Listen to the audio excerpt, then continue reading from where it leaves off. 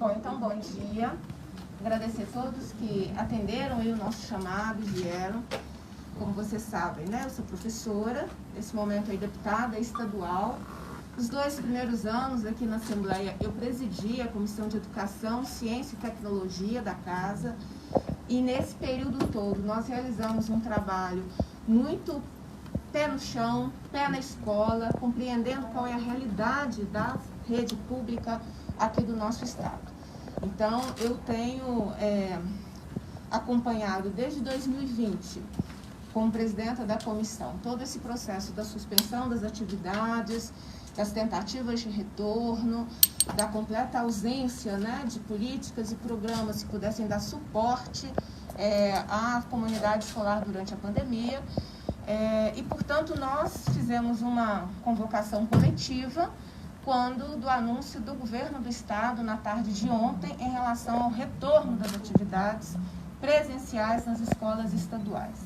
Há uma série de publicações que o governo faz hoje, amanhã, e nós achamos essencial que vocês tivessem um contraponto, que vocês tivessem a visão de quem não é do governo, de quem acompanha a realidade da escola, aqui pelo Poder Legislativo, de quem acompanha a realidade da escola, que são os profissionais da educação, e nós trouxemos rede pública e rede privada, de modo que nós pudéssemos ter a completa dimensão da realidade na perspectiva de quem vive o dia a dia da escola. Então, esse é o objetivo da nossa coletiva. Nós vamos ter aqui conosco Valéria Morato, que é a presidenta do Simpro e da CTB. Valéria, então, vai trazer rapidamente a dinâmica e o panorama de como está a educação privada com as decisões judiciais que estão em vigor. Na sequência, a gente vai ter a professora Denise Romano, que é coordenadora geral do Sindiúte. Sindiúte que tem, nesse momento, 2 mandados de segurança, impedindo o governo de convocar de fazer a convocação para o trabalho presencial dos profissionais de educação. É um mandado de segurança de abril de 2020. Depois, o mandado de segurança impedindo o governo de convocar para o retorno às aulas, que é de outubro de 2020. E que vai também anunciar aí uma ação do sindicato, ao qual eu estou aqui para apoiá-la. No final, nós vamos ter a fala do Fórum Estadual da Educação, da Sociedade Civil Organizada, e o deputado federal Rogério Correia, que tem feito os debates relacionados à educação em nível nacional. Então, essa é a nossa dinâmica, vamos fazê-la de modo objetivo para vocês, mas o que eu achei que é fundamental, tem que ter um contraponto. A entrevista do governo ontem, pareceu que nós estamos todos prontos para um retorno presencial, que não há problemas de infraestrutura nas escolas e que, portanto, é só fazer o anúncio do protocolo e o Estado já estaria em condições de retornar. Digo a vocês, como professora que sou e que acompanho e conheço a realidade da rede estadual. A rede estadual não tem condições para o retorno presencial, conforme anunciado pelo governo do estado. Não tem condições de infraestrutura, não tem condições relacionadas à segurança sanitária para alunos profissionais da educação, e o nosso temor é que essa forma feita de modo assodado, de modo sem uma dinâmica melhor construída, possa trazer prejuízos como o que nós já vivemos. Manaus é o nosso melhor exemplo. Manaus não acordou um dia sem oxigênio. Nós tivemos várias situações que levaram ao colapso do sistema de saúde. Entre elas, o retorno presencial das atividades que tinha acontecido pouco tempo antes. Então, a gente precisa aprender com aqueles lugares que sofreram mais, e nós não estamos lidando com nenhuma disputa ideológica, a gente está lidando com a vida das pessoas, a vida das nossas professoras, das nossas auxiliares de serviço, a vida da nossa comunidade escolar. Vou chamar então a Valéria, que vai estar conosco, trazendo as questões relacionadas à rede privada. Bom dia a todas e todos. Bom, com relação ao decreto, né, ao anúncio do governador sobre o retorno, a possibilidade do retorno presencial, a partir da semana que vem, nós, enquanto Sindicato dos Professores do Setor Privado, que está aí à frente dessa luta desde março de 2020, em defesa da vida dos professores e professoras, naquele momento, entramos e conseguimos uma liminar, suspendendo as aulas presenciais, e entendemos que só foi por isso que as aulas foram suspensas. E desde o dia 1º de abril, os professores e professoras têm trabalhado de forma remota, e têm trabalhado muito. E só por isso conseguimos manter o vínculo com os estudantes, conseguimos continuar, né, encerrar o ano letivo de 2020. Não foi como a gente acredita que tem que ser, porque nós acreditamos na educação presencial, em todos os níveis. Entretanto, é o que é possível, porque para nós o mais importante é a vida. Então, nesse momento em que vemos, aí, como disse a nossa deputada, a questão da experiência com Manaus, que possibilitou o retorno das aulas presenciais em agosto. E naquela época já foi anunciado que era possível a mutação do vírus, e foi o que aconteceu, né? Chegando ao colapso. Nós estamos vendo o Triângulo Mineiro também, com falta de oxigênio, falta de leitos. São Paulo, que retornou em 1º de fevereiro, e depois 20 dias. O que aconteceu com São Paulo, o estado todo? Escolas tendo que ser fechadas por um alto índice de contaminação. É de uma extrema irresponsabilidade esse decreto que está sendo soltado ontem, esse anúncio hoje, né, e esse anúncio do governo ontem. Demonstra, né, um descaso com a educação,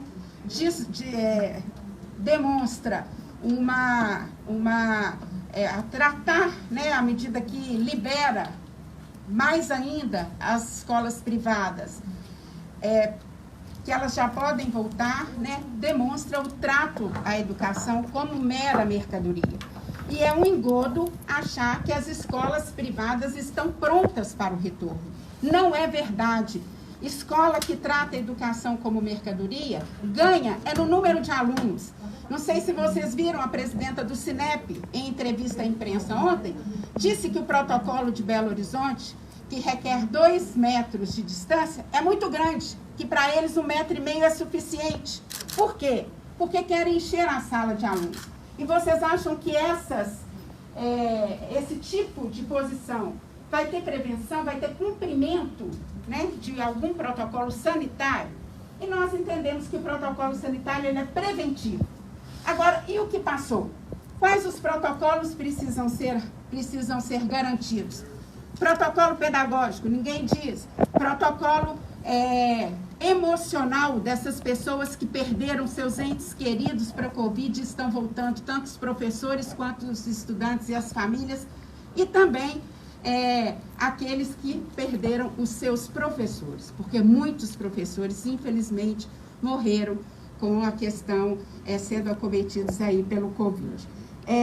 Nós também temos uma liminar, e o governo do estado desconsidera isso, e nós já estamos tomando as providências, uma liminar desde outubro, assim como o Sindiúti, que proíbe as escolas privadas de convocarem os professores e professoras para as aulas presenciais. Então, há também, com esse anúncio, o descumprimento de uma decisão judicial. E, por fim, né, o Sindicato dos Professores continua na luta pela vida dos professores e professoras. É um absurdo dizer que os professores não querem voltar a trabalhar, não é isso. Os professores nunca pararam, né, de trabalhar. Se deixasse, os donos de escola não queriam nem férias em janeiro, nós tivemos que brigar por isso também, né? E dizer que nós, agora, estamos fazendo, junto à Defensoria de Direitos Humanos, a Defensoria Pública de Direitos Humanos, já fizemos uma representação, porque a possibilidade do retorno inicial, do retorno imediato, somente da educação privada, é uma ação excludente, discriminatória, e só aumenta o fosso entre aqueles que conseguem pagar a educação e aqueles que dependem da educação pública. A educação é direito de todos e dever do Estado. A educação privada, ela é uma concessão e precisa ter regras, precisa ter leis que fiscalizem em especial o que está acontecendo dentro da educação privada. Acho que é isso. Então, qual que é a medida legal que vocês vão tomar para... Deixa eu só ouvir as demais convidadas e a gente abre, pode ser? Pode. Denise, que vai trazer as questões relacionadas à rede pública, analise, o Rogério, a gente abre para as questões, né, para a gente debater aqui as questões trazidas pelos sindicatos. Bom dia, sou Denise Romano, coordenadora geral do Sindiete. E o que nós estamos trazendo hoje nessa entrevista coletiva é que nós vamos explicar e fiscalizar as escolas estaduais. Não existem condições de reabertura. Todos os trabalhadores que estão no chão da escola, que estão no cotidiano da escola, têm conhecimento de que não existem condições. Nós temos 1.000 escolas do universo das escolas estaduais, são dados do censo escolar, 1.000 escolas que não possuem refeitórios, 900 escolas que não possuem instalações sanitárias. E nós estamos trazendo o lançamento de um comitê de fiscalização e de acompanhamento de fiscalização das escolas estaduais de Minas Gerais, porque nós vamos desnudar a realidade. As escolas não têm condições, não tem escolas prontas para receber profissionais presencialmente, para receber alunos presencialmente, e nós estamos lançando o comitê municipal, regional, onde tiver escola estadual, nós teremos um comitê de fiscalização e nós vamos demonstrar a realidade das escolas estaduais de Minas Gerais. Nós vamos demonstrar a realidade de escolas que tem um banheiro para todos os funcionários e todos os alunos. Nós vamos demonstrar escolas que os alunos merendam no chão. Porque as escolas que não têm refeitório, as 1.000 que eu disse, são alunos que merendam sentados no chão. E nós vamos denunciar e vamos demonstrar isso, porque o que o Estado pretende, através do anúncio de ontem, é criminoso. É uma agressão ao trabalhador em educação e às populações que já estão desesperadas diante das incertezas da Covid, diante da falta de vacinas, diante da falta de atendimento médico, diante do colapso, porque nós temos regiões no estado que já estão colapsadas no atendimento. Então, nós faremos, já estamos fazendo esses comitês e o lançamento é hoje nesta entrevista coletiva. Para finalizar, nós temos sim a decisão, como a deputada disse, as 2 decisões liminares que proíbem o Estado de convocar presencialmente os profissionais. E em maio o Estado não havia cumprido os protocolos que ele mesmo criou. Em outubro, na nova decisão, o Estado não havia cumprido os protocolos que ele mesmo criou. E não é diferente agora, e nós vamos demonstrar isso na prática. Muito obrigada, estamos à disposição. Obrigada, Denise. Agora tem o microfone. Nós vamos ouvir agora a professora Analise. A professora Analise é coordenadora do Fórum Estadual de Educação aqui de Minas Gerais e, portanto, representa, né, a sociedade civil, um fórum importantíssimo que discute as questões relacionadas à educação e discute essa situação da suspensão das atividades desde o início. Analise com você. Bom dia a cada um e a cada uma. É uma satisfação muito grande estar aqui.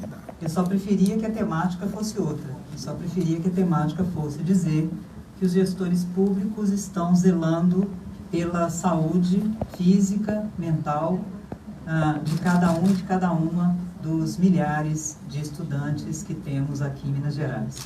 O FEPENG, que é o Fórum Estadual Permanente de Educação de Minas Gerais, realizou uma pesquisa, uma consulta pública, na qual nós obtivemos o retorno de 32 mil mineiros e mineiras, geraizeiros e geraizeiras, que nos disseram que, na compreensão deles, nós deveríamos voltar às atividades de escola, voltar às atividades presenciais, pós-imunização. Isso significa segunda dose da vacina para todo mundo. Não é só para professor, não é só para estudante, não é só para gestor, é para todo mundo. Porque os funcionários que vão para as escolas, eles convivem no dia a dia, no metrô, com outras pessoas, que se não tiverem sido imunizadas, continuam sendo aí fonte de transmissão.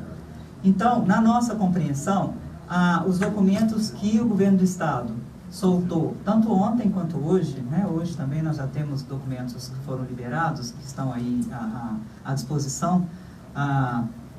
Esses documentos, eles falam de um retorno seguro, falam de um retorno que mantenha higienização, falam de um retorno que seja feito de maneira gradual e que garanta, isso é o texto do documento, e que garanta as condições de trabalho e de estudo.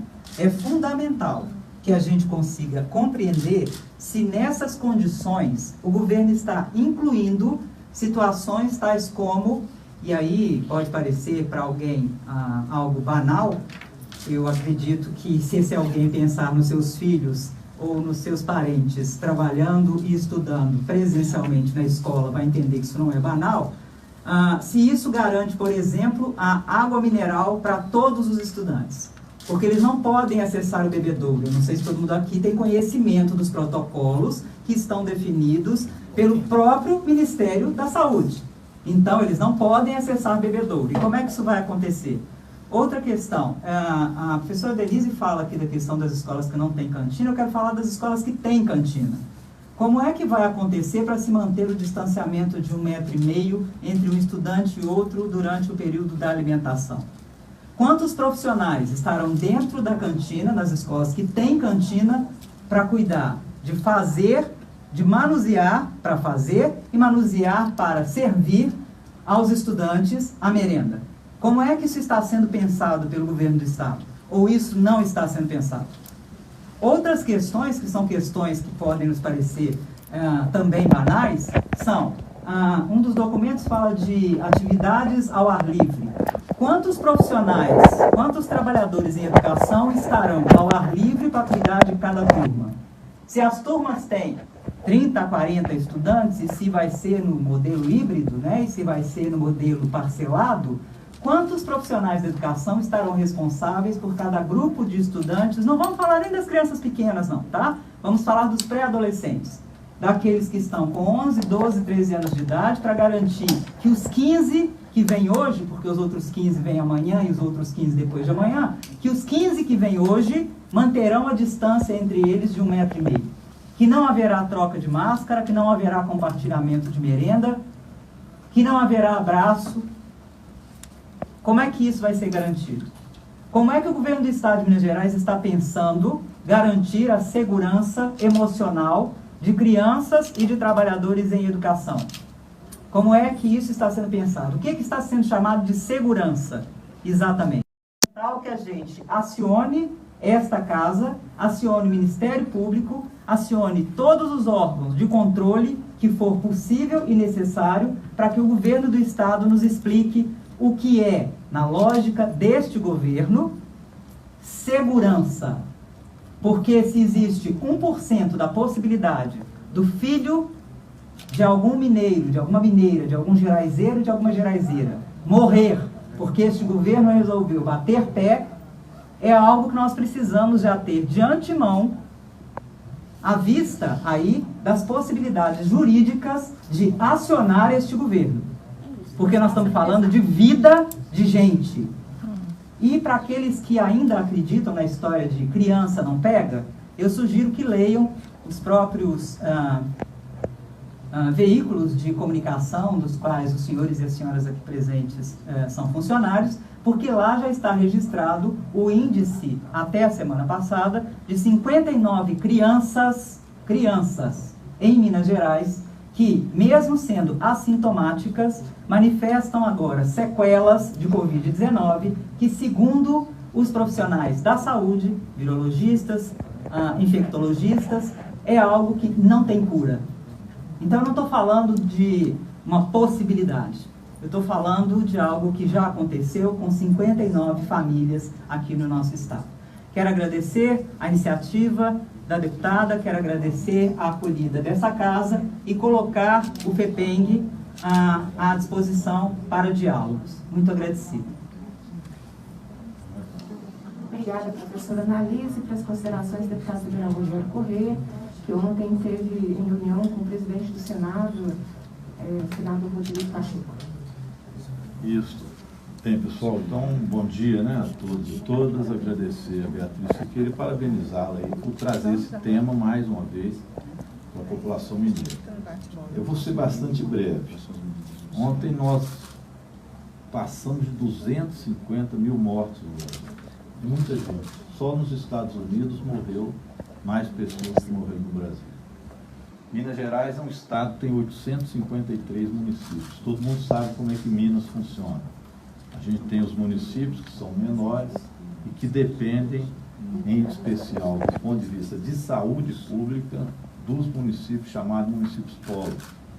E para lá é que, às vezes, nesses municípios tem CTIs e algum mecanismo que possa fazer algum atendimento mais aprofundado. Em geral, nos municípios não tem, mesmo nas cidades polo, muito pouco. O que está acontecendo em Minas agora é que nos municípios pequenos o vírus viajou, como disse o governador Zema, e ao viajar infectou as pessoas que estão indo agora lotar os CTIs das cidades polos, que não dão mais conta do recado e nem Belo Horizonte.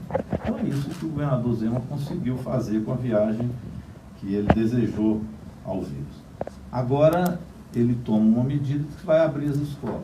Onde abriu, fechou de novo, porque as professores foram contaminados e teve que fechar a escola. Isso nós estamos vendo no Brasil inteiro. O que eu queria dizer? A Câmara Federal, anteontem, nós votamos a medida provisória, que foi enviada pelo governo Bolsonaro, muito ruim a medida provisória, mas nós melhoramos. Primeiro, colocamos que toda vacina é para o SUS. Então, aquela ideia de empresa particular comprar a vacina foi retirada da medida provisória e toda vacina tem que ser para o Sistema Único de Saúde. E autorizamos estados e municípios a fazer a compra direta da vacina. Então, o governador Zema devia estar preocupado com isso. Na Bahia estão fazendo articulação com a Rússia para adquirir Sputnik e assim por diante. Aqui, aliás, tinha FUNED, né? O governador Zema não sabia o que era, parece, quando era candidato. Não sei se hoje já descobriu o que é. Mas ela pode ajudar bastante também na busca de vacinas. Então, esse é o primeiro ponto. O governo de Minas Gerais precisa de vacina. E para retornar a educação funcional, que é para a gente uma prioridade, precisa de buscar, portanto, a vacinação. Beatriz lembrou aqui, eu termino, ontem nós tivemos uma reunião com o senador Rodrigo Pacheco, que é mineiro. Agradecer que nos recebeu, e várias entidades, deputados, senadores, e foram dois assuntos: vacinação para o pessoal da educação, trabalhadores e trabalhadoras da educação. Então, é uma campanha nacional e o Senado e Câmara vão ajudar nessa expectativa, nessa perspectiva, para que se vacine primeiro o trabalhador da educação. Então, este é um ponto que o governo de Minas devia estar preocupado em nos ajudar, em vez de flertar com o genocídio, abrindo escola. Em vez de namorar com o genocídio, devia se preocupar com as vacinas. E segundo, hoje à tarde está pautada a tal PEC emergencial para votar auxílio emergencial, mas junto com elas vários prejuízos aos servidores públicos, mas especialmente a saúde e a educação, porque há um relatório que desvincula do orçamento a educação e saúde. A gente queria também deixar aqui um repúdio a isso, como nós fizemos ontem, para que não se misture essas votações, vote o auxílio emergencial, que é uma necessidade, mas evidentemente mantenha os recursos para a educação e saúde que a pandemia mostrou são mais do que necessários. Então, parabéns, Ubir. A gente está lá na Câmara para poder repercutir também as ações que vocês fazem. Muito obrigado. Obrigada, Rogério. A gente vai abrir para as perguntas, mas antes eu queria que, se vocês quiserem, né, anotassem alguns dados que precisam de respostas por parte da Secretaria de Estado e do Governo de Minas. São dados do Censo Escolar. 900 escolas estaduais não têm refeitório. Ou seja, você não consegue elaborar uma rotina de distanciamento para a alimentação escolar.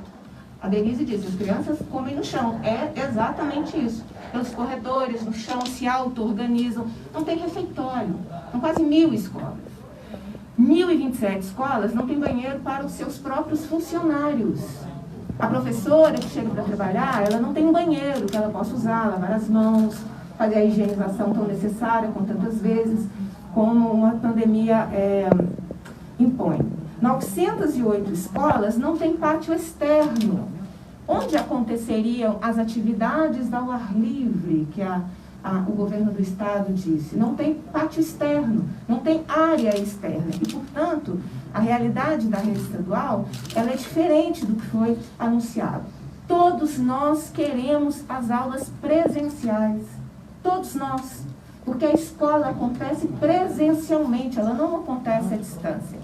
A questão é, estamos enfrentando uma pandemia que exige medidas extraordinárias, medidas que não são da normalidade.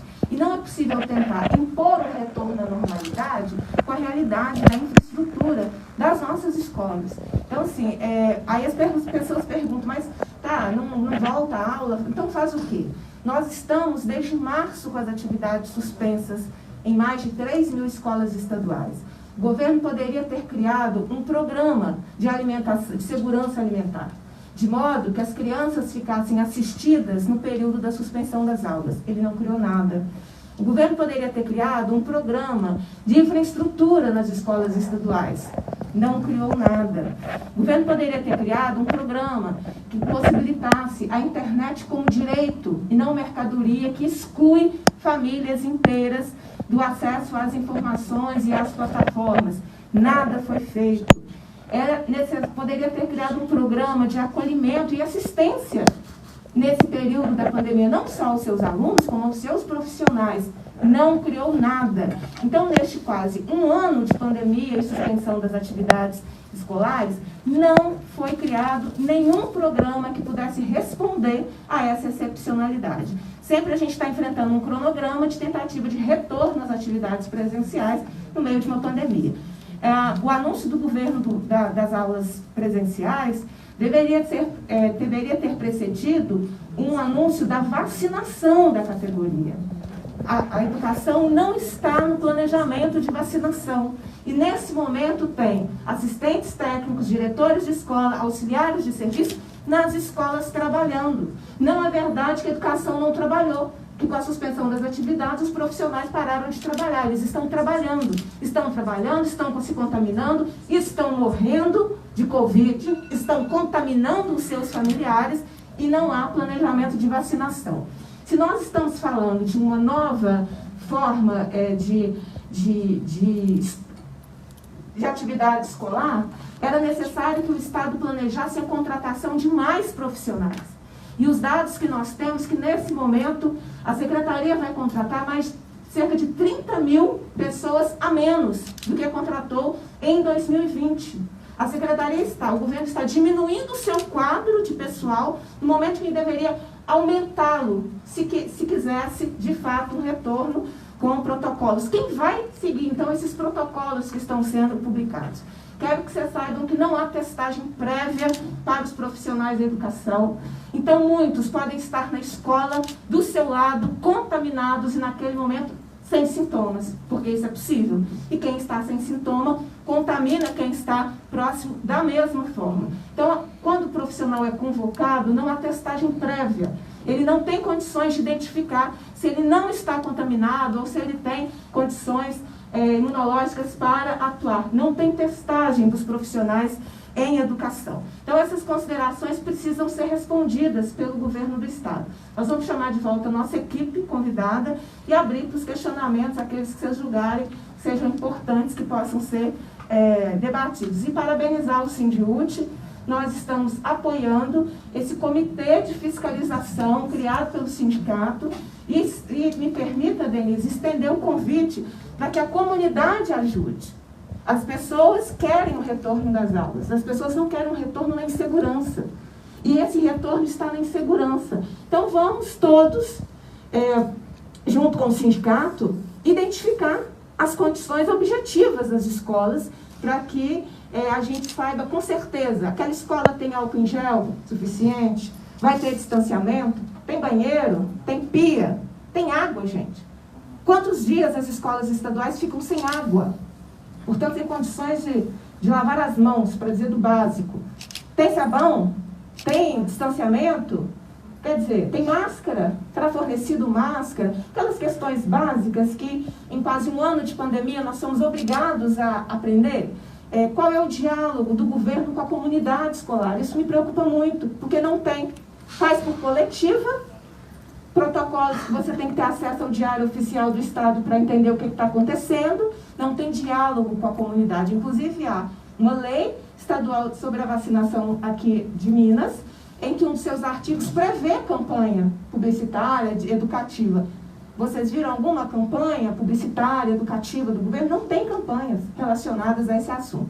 Então, sim, são essas considerações que a gente acrescenta no debate com a preocupação. E aqui não tem quem quer e quem não quer aula. Todos nós queremos. Nós queremos as aulas. Nós queremos porque a escola é feita com gente. Mas a escola é feita com gente viva. Não gente contaminada, morta, sem condições mínimas de andar, porque a respiração se torna algo extremamente difícil e doloroso quando você foi contaminado. Não as pessoas que perdem a memória, porque essa é uma das consequências de quem se contamina. Não as pessoas que têm uma série de problemas respiratórios posteriores depois da contaminação. Então, a aula acontece com gente viva. E é isso que nós estamos tentando zelar, para que as crianças, profissionais de educação e seus familiares fiquem vivos para que as aulas, quando em condições necessárias, possam retornar.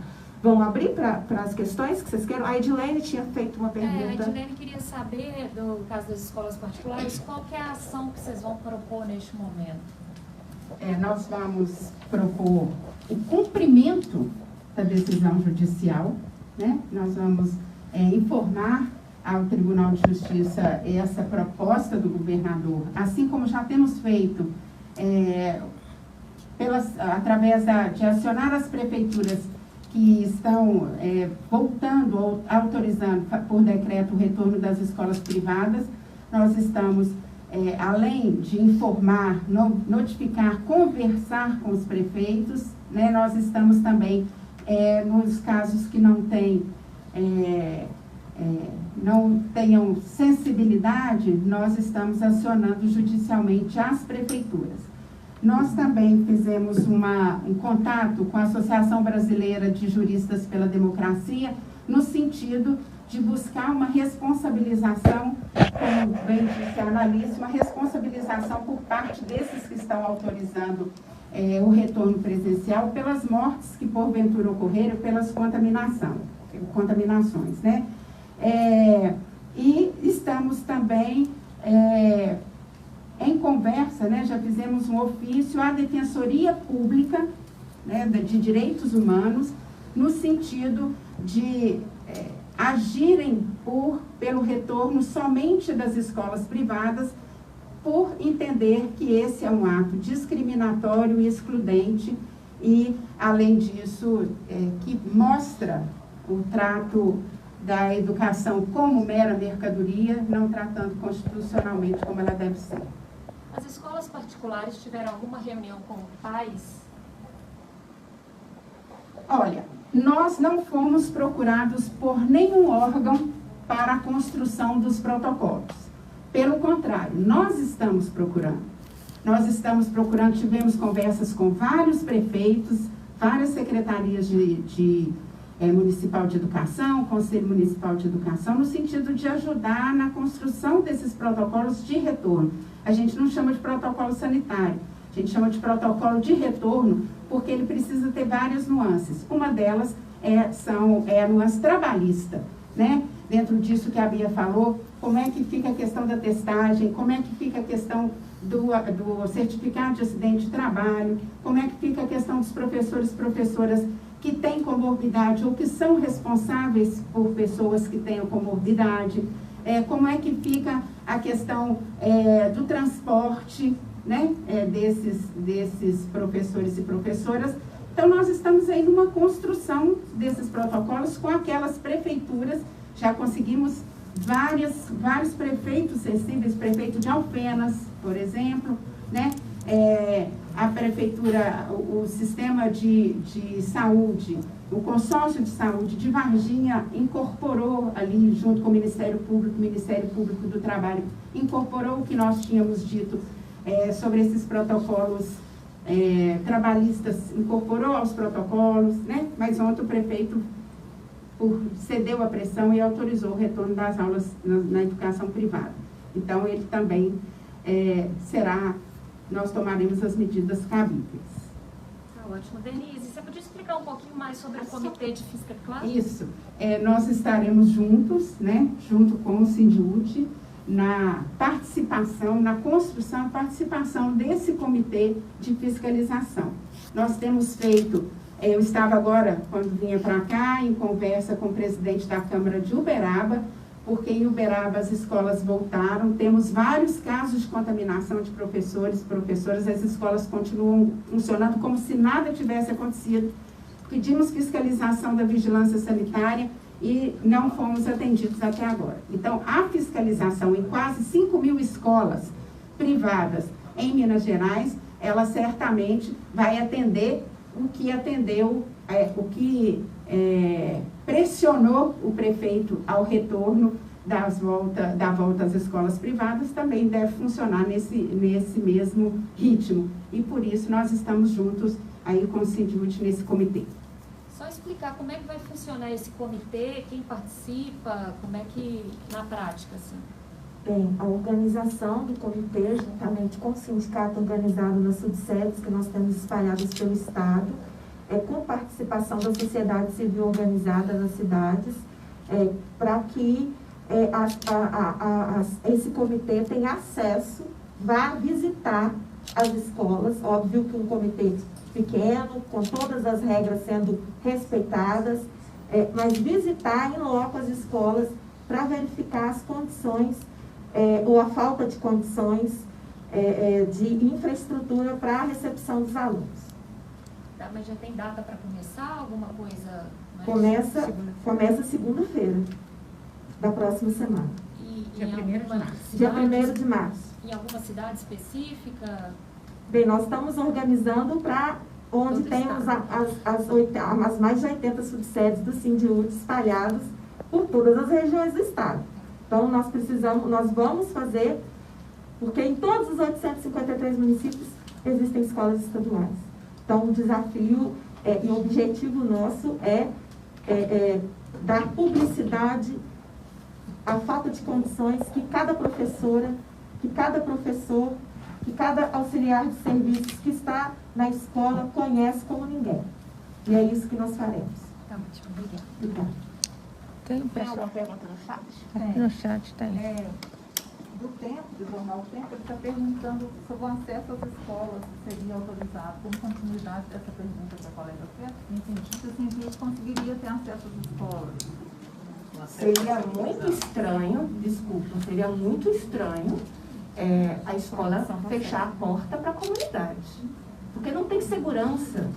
As pessoas não estão seguras para o retorno. As entrevistas do governo, elas tratam de um mundo teórico interessantíssimo, desconectado da realidade. A escola que não autorizar que a comunidade compreenda se ela está em condições de receber as pessoas, significa que essa escola está com medo e, portanto, ela não tem condições sanitárias seguras. O que eu acho da iniciativa do Sindiúti, e parabenizo, porque sai daquela coisa, abre, não abre, vamos lá ver. A escola consegue? A escola vai ter o distanciamento necessário? A escola vai ter sabão? A escola tem uma cozinha com distanciamento? Gente, eu visito escola do estado. Tem escola de rede estadual que funciona em sala desativada, sala de aula desativada. Tem cozinha em escola estadual que funciona com tapume, assim que fala? Tapume. Aquela coisa provisória, completamente fora da realidade de uma escola com infraestrutura de qualidade. É essa a nossa realidade. É conhecendo a realidade que eu acho que a gente vai conseguir demonstrar a incapacidade da rede estadual do retorno. E repito, nenhum programa foi feito por parte do governo do estado. Qual é o nosso balanço de março de 2020 a março de 2021? O que o governo fez em relação à sua rede estadual? Qual foi o investimento na infraestrutura? Olha os dados são do censo escolar.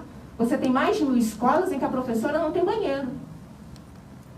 A professora não tem um banheiro. Você tem quase 1.000 escolas que não tem pátio externo. E o Estado está dizendo que vão ter aulas ao ar livre, atividades ao ar livre, né? Lindo. Mas você tem 1.000 escolas que não tem pátio externo. Essa é a realidade. Então, eu queria parabenizar e apoiar o sindicato por essa iniciativa para debater a realidade. E acho que você que é profissional da imprensa deve participar. OAB, nós estamos aqui com o representante da OAB nos acompanhando na coletiva. OAB para estar nos comitês, porque são comitês locais.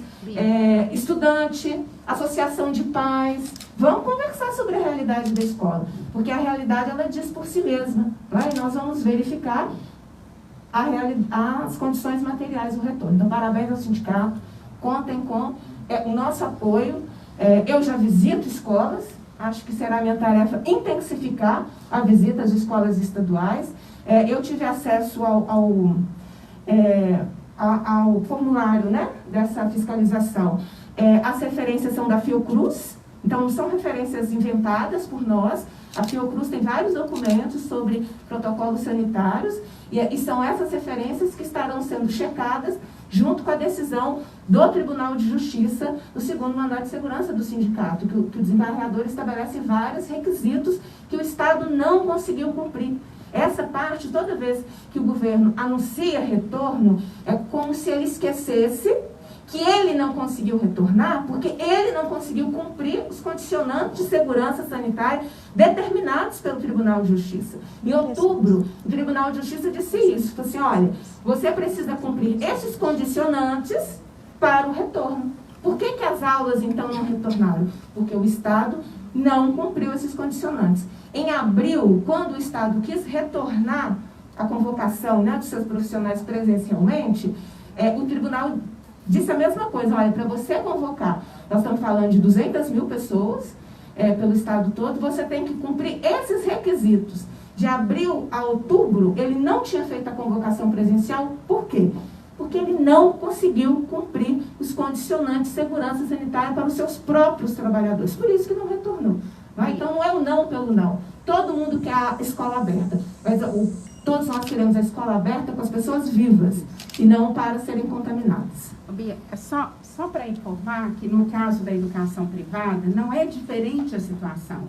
Muitas, em especial no interior, inúmeras escolas, em especial de educação infantil, elas vêm para suprir a defasagem do Estado de acesso à educação.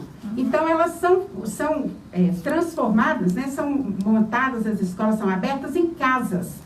Casas que foram feitas para uma família morar, quartos que foram feitos para dormir 2 pessoas, abrigam 12 crianças dentro do quarto que virou sala, que não tem ventilação e que não tem a menor estrutura. Então, por isso, eu reafirmo, não é verdade que a escola privada está pronta para voltar.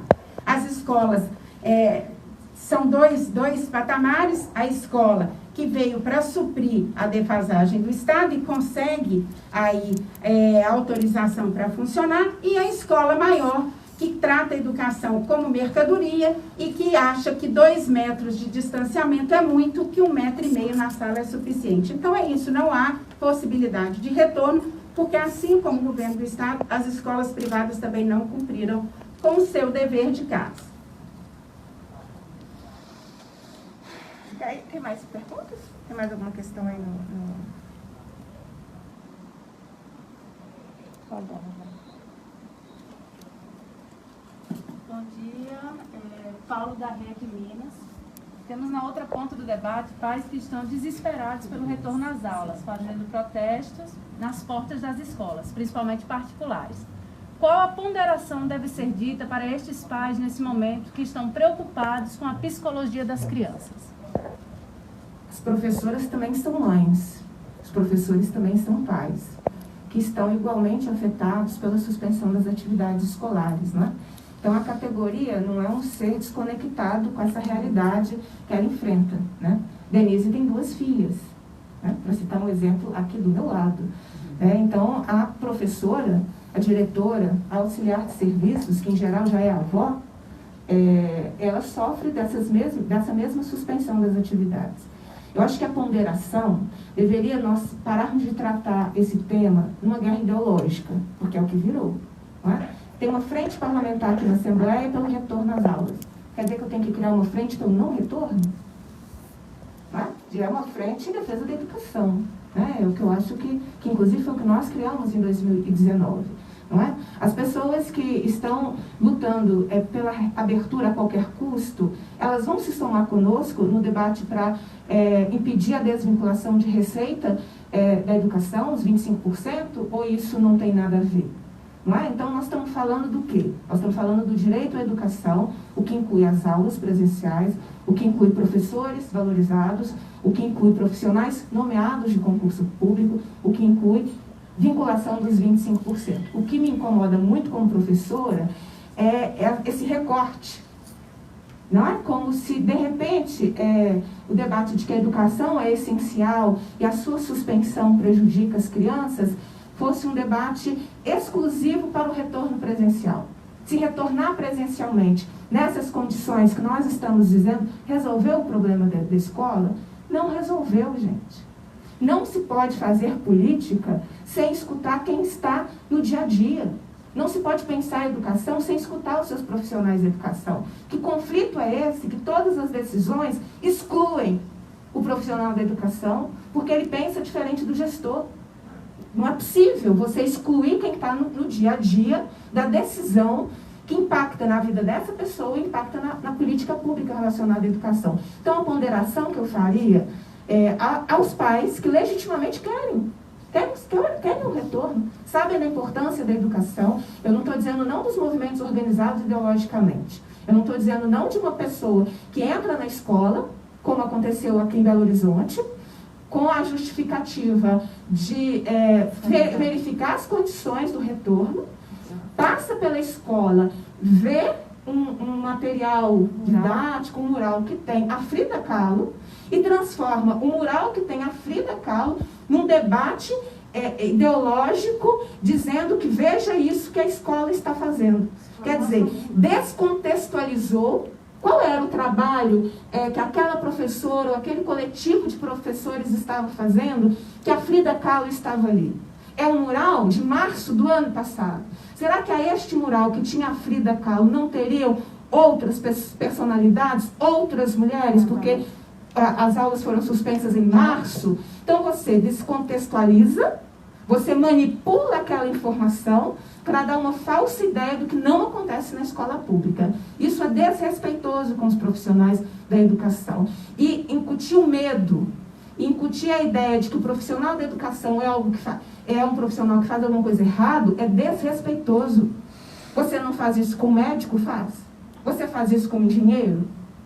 Por que a professora, você acha que você tem o direito de questionar a competência do que ela dá em sala de aula? A professora estudou para estar na sala de aula. A professora tem formação. A pessoa não tropeçou e caiu numa sala de aula e começou a falar. Ela estudou. Ela passou por um concurso público, ou ela passou por um processo seletivo para ser contratada. Quem está na sala de aula tem formação e tem competência. Então, a gente tem que parar com essa disputa que não favorece a educação pública. E nós precisamos também, acho que tem um elemento da rede privada, que a gente precisa contextualizá-lo, né? Porque na rede privada a questão é de mercadoria, e eu vou deixar a Valéria dizer, porque ela tem toda a competência para dizê-lo, mas a gente precisa respeitar a escola. E quando a gente entrar numa escola para fiscalizá-la, não é para manipular, descontextualizar aquilo que está ali no mural, que pode ter os demais personalidades, mulheres daquele mural, podem ter caído num vento, na chuva, descontextualiza e descaracteriza o trabalho de uma escola, que foi o que aconteceu aqui numa visita numa escola municipal aqui de Belo Horizonte. O jornalista faz a pergunta que existem pais, né, fazendo movimento nas portas de escola. Nós entendemos que isso é extremamente importante nesse momento, o reconhecimento do valor da escola, né?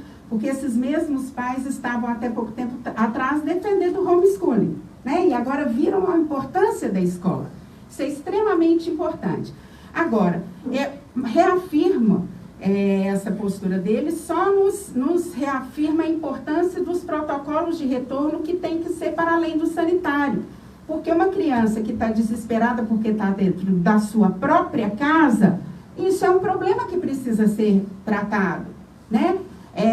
Uma criança que entende que é melhor ficar na escola, também é um problema que tem que ser tratado.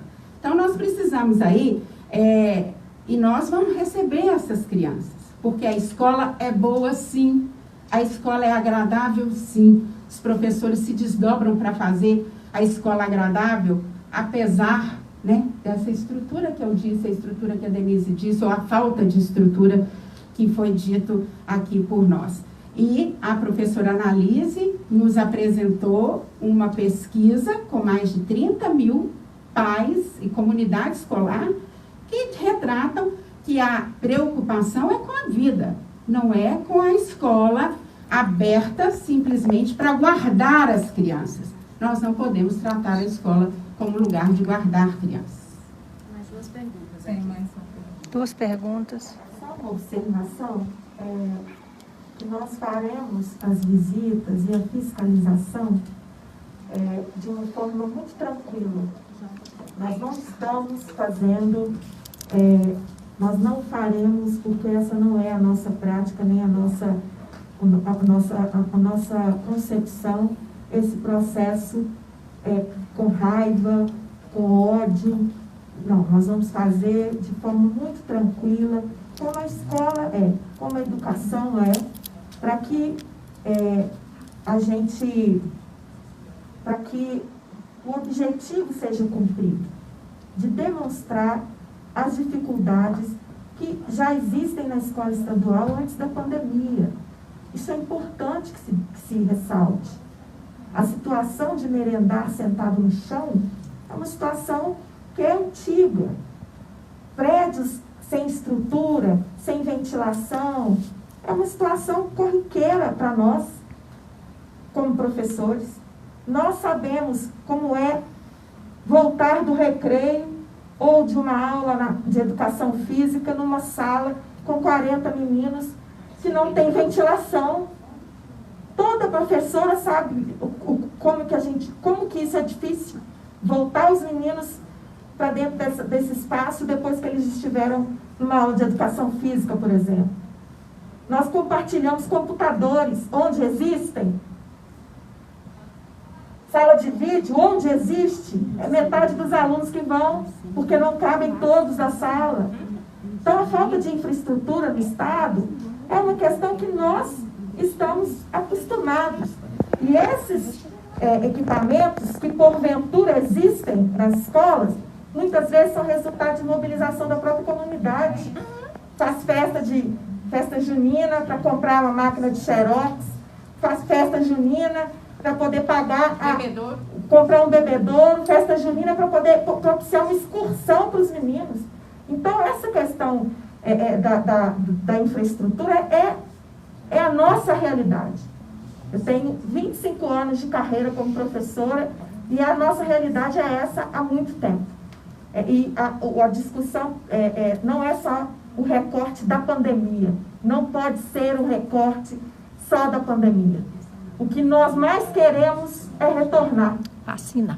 E nós queremos vacina. Mas a nossa vida professora, como professora, trabalhar de forma não presencial é muito complicado. E a escola é feita por contato. A escola, uma tela não substitui uma professora. O que nós mais queremos é voltar. Mas nós queremos voltar com condições e permanecer vivos. Ok? A última pergunta é da Rafaela do Brasil de Fato e do Gabriel do Tempo, para as entidades sindicais. Se há algum indicativo de greve caso se insista no retorno das aulas presenciais? Se as categorias têm esse indicativo?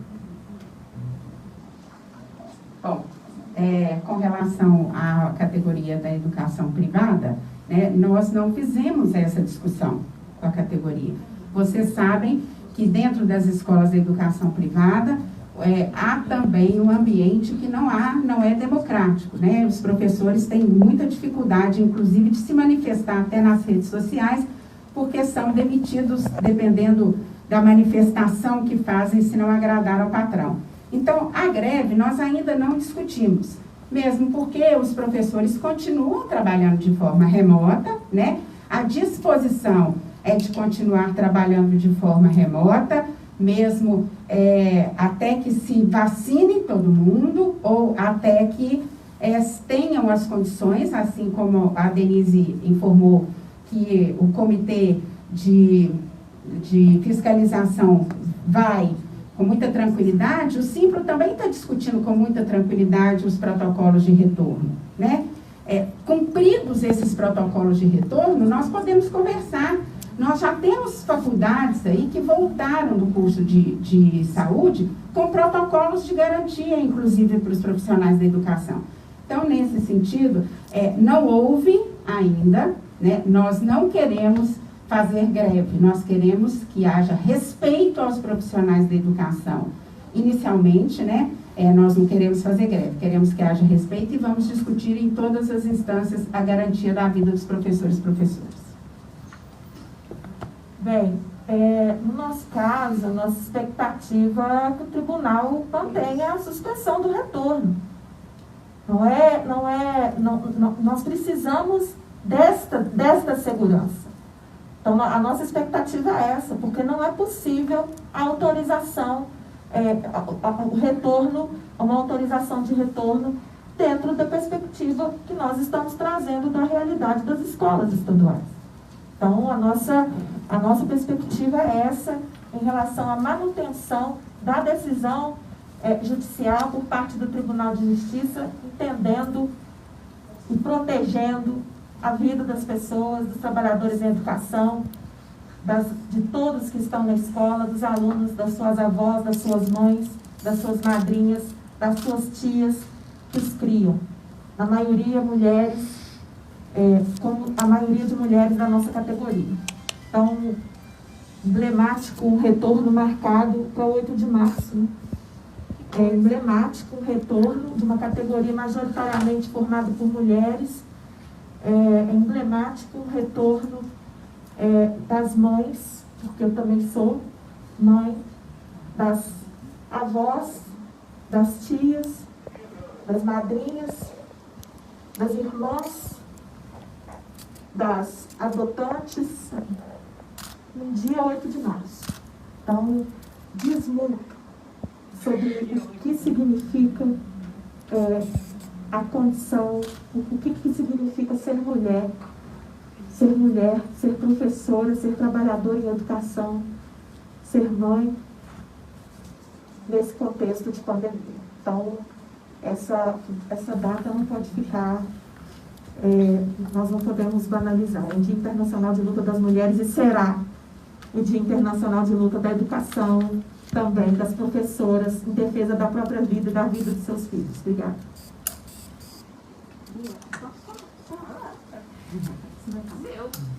Não, eu quero chamar a atenção e convocar a todos e todas a entrarem conosco na campanha e na luta real. Nós precisamos lutar pela vacina e pela vacinação. Nós precisamos lutar pela garantia da continuidade do auxílio emergencial. Nosso povo está com fome. A situação de emergência não acabou, né? Então, nós precisamos... Então, as famílias que estão aí da escola pública, que estão com muita necessidade do auxílio emergencial. E, por fim, pela continuidade da Lei 14.020, que é aquela que garante os empregos dos professores e professoras e dos demais, com um aporte para o pagamento da folha para as empresas que assim quiserem. Então, há possibilidade da gente manter a vida e manter a vida dos dois jeitos. Suprindo a fome, né, acabando com a fome e também a saúde através da vacinação. Obrigada. Tem mais uma pergunta. É da Tereza Miranda. Com o não retorno das aulas presenciais, o ensino remoto para a rede pública continua? Como estão os planos para este ano? Acho que essa é uma questão fundamental. Não posso responder como estão os planos, porque aí é a gestão. Mas essa é uma questão importante, assim, porque de repente as pessoas confundem como se não retornasse nada. O anúncio, né, o ano letivo 2021 começa com um retorno remoto, né? E aí serviria de exemplo se o governo tivesse criado mecanismos para que a internet pudesse se tornar um direito das pessoas, né?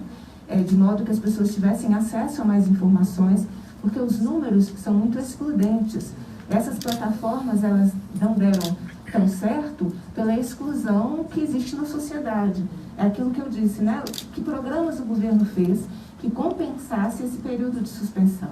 Porque esse é o problema. Se a família não vê nenhuma compensação, existe uma angústia pelo retorno, o que é perfeitamente legítimo. A mãe quer o seu filho na escola. A mãe que sabe que aquela merenda maravilhosa que o auxiliar de serviços faz é importante para o desenvolvimento do seu filho, não quer que a criança fique sem aquela alimentação. Não é? O que o governo fez para compensar esse momento? Que programa de segurança alimentar foi criado nesse período todo? Não é? Para a mãe que precisou pegar o dinheiro do auxílio emergencial para comprar parcelado um celular, porque eu recebi esse relato, um celular para dividir para 3 filhos, sendo que seu pacote de dados é insuficiente para 3 crianças acompanharem a plataforma digital criada pela Secretaria, o que o governo fez para responder para essa mãe? Que é um exemplo de milhares de famílias. É isso que, assim, a gente... o debate sobre o retorno ficou simplório demais. Não é? Ficou volta ou não volta. O debate não pode ser esse. Não pode ter essa polarização. Não é? Voltar a qualquer custo. O governo anunciou retorno gradual e facultativo. Olha o perigo do facultativo. Quando você diz volta quem quer, você vai contratar profissionais a mais? Para quem quer voltar presencialmente, tem os seus profissionais. Para quem não quer voltar presencialmente, vai ter o trabalho remoto? Não é isso que parece, porque a Secretaria não aumentou o número de contratações de 2020 para 2021. Volta quem quer. O Estado é garantidor do direito à educação. O direito à educação vai ser garantido de forma desigual? Agora, esse volta quem quer, para quem conhece a escola, sabe, as famílias querem a escola. Então, é possível que as famílias arrisquem um retorno sabendo de todos os problemas, porque ela acha que se o seu filho não for à escola, haverá um prejuízo. Aí, de fato, a Valéria traz uma questão fundamental. Quem vai se responsabilizar pela contaminação, pelas sequelas da contaminação e pelas mortes que acontecerem se as aulas presenciais retornarem? Terão responsáveis. Evidente que tem que ter responsáveis. Não é a responsabilidade de Deus aquilo que pode ser evitado. Não é responsabilidade de Deus aquilo que a sua ação provocou, sabendo que você poderia não ter aquela ação. Então, assim, a gente precisa parar de fazer essa polarização. Volta ou não volta? Quem volta defende a educação, quem não volta defende que as pessoas não trabalhem. Não é esse o debate, né? E acho que o nosso exercício e os comitês de fiscalização, as que vão cumprir esse objetivo, é dizer, olha, aquela escola, naquele bairro, está nessas condições. Não tem banheiro, mas não tem pia, tem pia, mas não tem água, não é? Tem água dia sim, dia não, não é? Então, assim, a realidade da rede estadual, ela é complexa e era preciso considerá-la para os anúncios, né? Então, aqui, na verdade, a iniciativa dessa coletiva, e agradeço todo mundo que gentilmente está aqui conosco, é porque é preciso ter um contraponto que, no anúncio do governo, foi um anúncio de um mundo perfeito. E nós conhecemos a realidade. O fórum conversou com as famílias. A rede privada tem a sua representação. os profissionais da educação têm a sua representação. Então, esse é o sentido, para que a gente discuta a educação com a magnitude que ela merece. E não simplificando volta ou não volta. A gente não está num estádio de futebol com torcidas diferentes, né? A educação não pode ser tratada dessa forma. Queria saber se tem mais questões, se as nossas colegas, né? Tem uma questão, ninguém perguntou, mas eu vou falar. Quem vai acolher emocionalmente essas professoras? Quem vai cuidar dessas professoras que adquiriram um estresse, síndrome de pânico, que adquiriram uma série de situações decorrentes de uma pandemia que afetou a todos nós? Não tem acolhimento para os profissionais da educação. Isso é de uma crueldade. Você passa um ano em trabalho remoto, você vai anunciar o retorno dessas pessoas ao local de trabalho sem um acolhimento. Como que as nossas professoras estão sendo tratadas sem um acolhimento, sem identificar as suas situações, inclusive de saúde, que podem ter sido deterioradas durante a pandemia, né? Então, quando a Denise lembrou do 8 de março, a maioria é constituída por mulheres. E é uma categoria que está sendo chamada a um retorno, sem que ela tenha sido acolhida ou escutada. Mas eu quero reforçar. Não pode ter retorno presencial, porque tem uma decisão do Tribunal de Justiça em vigor. Ela não é na rede pública, na rede privada. Não é? Só em nome do FEPENG, do Fórum Estadual Permanente de Educação de Minas Gerais, eu quero pedir aqui que, da mesma forma que aconteceu na nossa primeira consulta pública, que os órgãos de imprensa contribuam conosco agora na segunda consulta pública. Nós vamos fazer agora, a partir de março, uma segunda consulta para ver como é que continua, para avaliar aí como é que continua a avaliação, a percepção das famílias em Minas Gerais a respeito desta questão da proposta de retorno presencial. Então, a gente quer que, assim como os órgãos de imprensa contribuíram conosco, divulgando o link, divulgando por entrevistas, dizendo que aquela primeira consulta pública estava acontecendo, o que resultou no retorno de mais de 32 mil pessoas do nosso estado, que agora os órgãos de imprensa voltem a contribuir com o FEPENG, divulgando mais uma vez essa segunda consulta pública que nós vamos realizar. Muito obrigada. Eu também quero só agradecer a todos que estiveram conosco até agora, nos dando direito de fala, nos dando direito ao contraditório, expor o que é a realidade das escolas privadas, assim como das escolas públicas. O Sindicato dos Professores, assim como a Central dos Trabalhadores e Trabalhadoras do Brasil, está à disposição para qualquer outra informação. Muito obrigada, Bia, e as minhas companheiras que estiveram aqui comigo, Denise e Annalise. São mulheres, tá vendo? São mulheres de luta. Muito obrigada, em nome do Sindiúti, agradecer a disponibilidade, agradecer a nossa deputada, nossa representante aqui na Assembleia Legislativa, professora, que não se esquece de que é uma professora, isso é muito importante, e dizer que nós estamos, a partir de segunda-feira, com o processo dos comitês locais para identificar e desnudar e denunciar os problemas da Rede Estadual de Minas Gerais. Muito obrigada. E também falo em nome da Central Única das Trabalhadoras e das Trabalhadoras, que também integra a direção. A Central Única das Trabalhadoras e dos Trabalhadores também está junto com o Sindiúti nessa iniciativa. Obrigada. Obrigada, gente. Que agradeço.